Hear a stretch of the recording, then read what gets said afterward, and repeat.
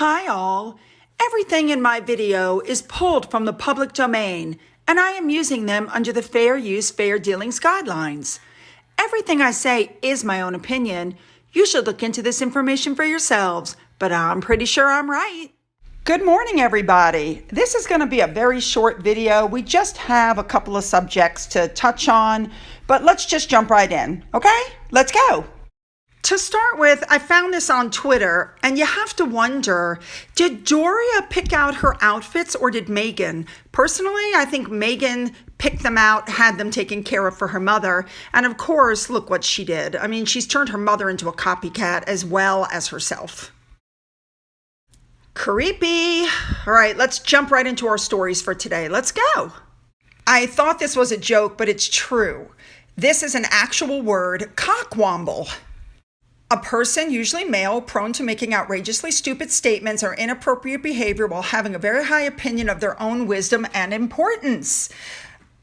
It's almost like this word was made just for Harry, right?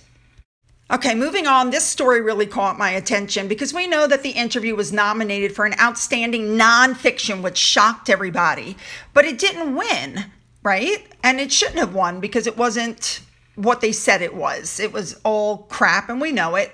Anyway, given that they were too easy a life, there wasn't a single point that Oprah pushed them on. I mean, it was obviously rehearsed. Parts of it were very questionable, right? So I find this title to be irritating because I did a video on March 13th called The Big Debunk, where I started picking apart these allegations and things that they said, which were so obviously not true. I guess I'm shocked that other people are just now getting to the point of starting to look at his allegations. I mean, that's the way I read the headline. I guess I'm just shocked that they're just now starting to pick it apart when I did that in March. I also did another one called Even More Debunking on May 8th. So I don't know why they're just now getting around to pulling it apart. Kind of weird to me. Anyway, moving on. This next story also really caught my attention because former Brexit Party leader, and I hope I say her name right, Anne Widdecombe, said that Harry was a professional whinger, which I believe. He was a professional whiner, I think it's pronounced, who was unaware of his immense privilege.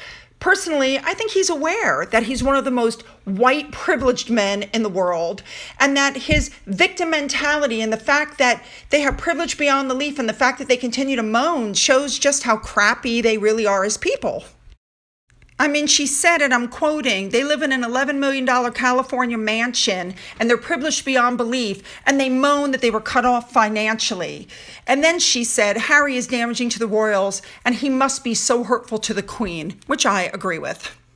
This next story has to do with a lot of what the sugars online are saying, that these pictures were airbrushed, that Meghan's skin is always so clear and glowing, and she's always got this natural beauty, and this is just her, and we should just accept it.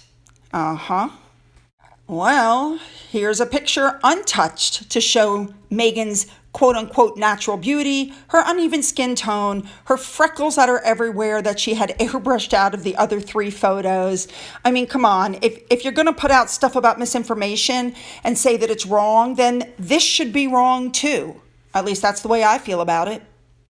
You guys know that I love Australia. So, of course, it was an Australian quiz show called Have You Been Paying Attention? I'm going to give you a couple of examples of things that happened during this show. So the presenter asked the panel to name the first TV show that Meghan appeared on following her tell-all interview with Oprah Winfrey. One person yelled out, was it Better Homewreckers and Gardens? The next person pointed out Family Feud. They also showed a gallery of photos from Harry when he was younger. And one of the people in the show basically said he should take a leaf out of his grandmother's book, shut up, and just get on with it. I completely agree. What do you think about Harry's new word, cockwomble? And what do you think that people are just now starting to rip apart the Oprah show/interview? What do you think about them putting out pictures showing them both airbrushed and not looking like themselves when even makeup distributors in the United States are no longer allowed to airbrush photos? What do you guys think about what happened on the Australian quiz show? Don't forget to leave your comments below. I am so looking forward to these.